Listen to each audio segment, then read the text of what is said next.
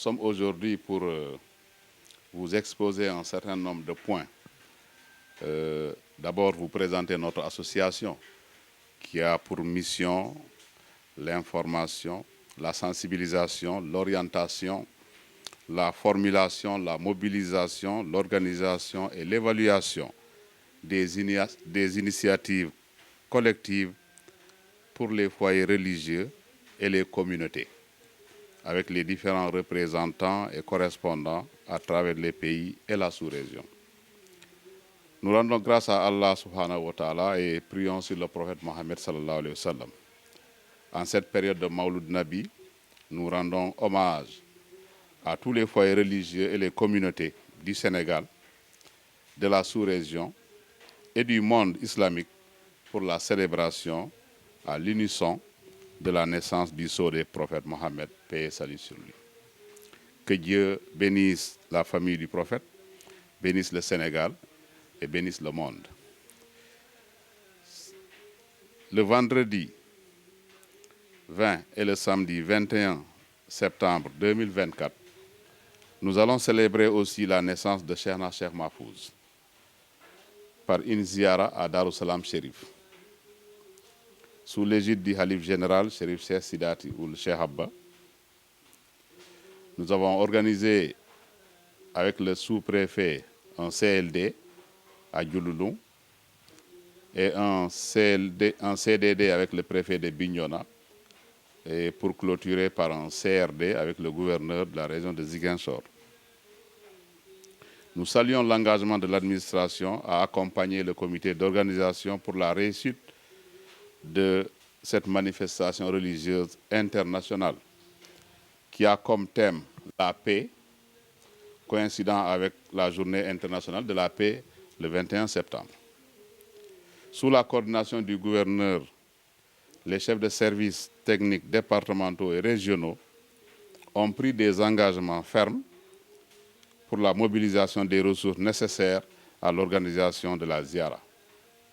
Nous avons espoir qu'à l'heure du bilan, les objectifs seront atteints par la satisfaction des engagements pour un bon séjour des pèlerins.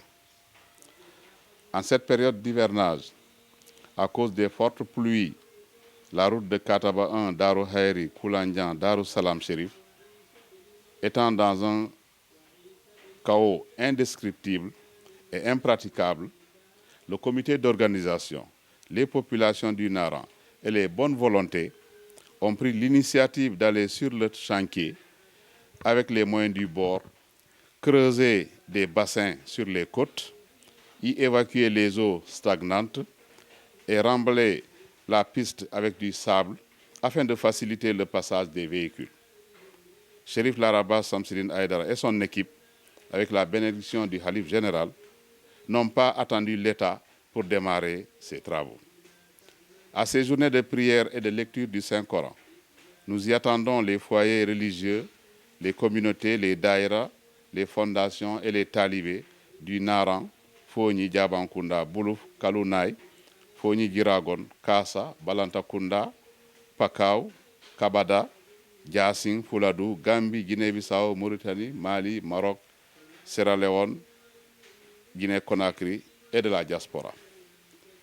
Nous avions choisi cette année de rendre hommage à nos khalifes généraux disparus, de Cheikhna Cheikh Mahfouz Aïdara à Cheikh Mohamed Fadel Bounene Chamsidine, en passant par Chérif Cheikh Chamsidine, Cheikh Boun Mohedine, Cheikh Mahfouz Cheikh Chamsidine, Cheikh Hatab Cheikh Chamsidine et Cheikh Abba Cheikh Chamsidine. Paix à leur âme, que Dieu leur accorde le paradis Firdaus. Amin. Leur parcours et leur enseignement sont des sources d'inspiration pour la jeunesse.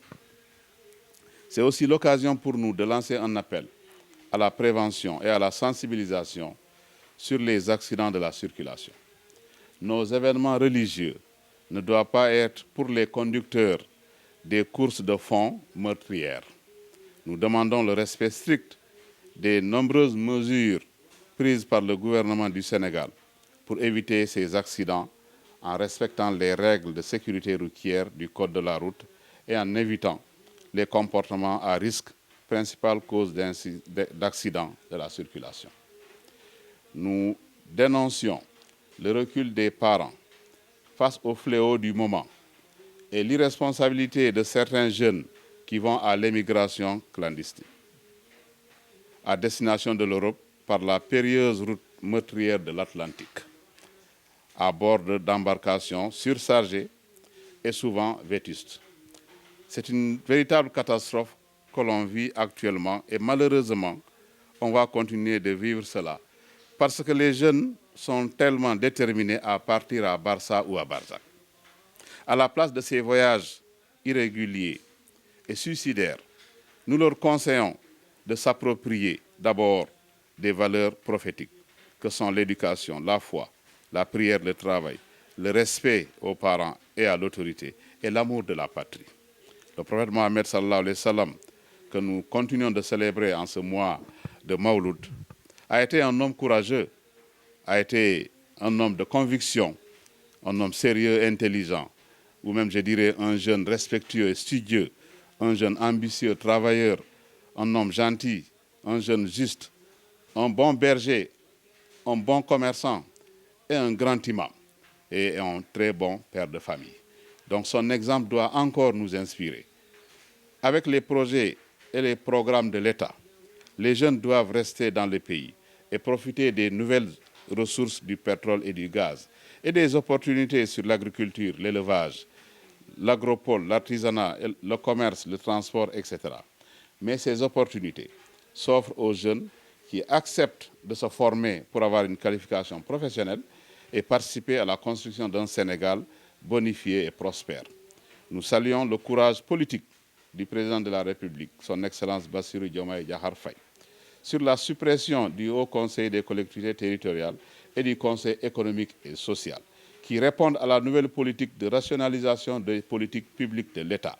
Néanmoins, nous attendons la mise sur pied d'une nouvelle institution réformée et rénovée pour compléter la Chambre du Congrès.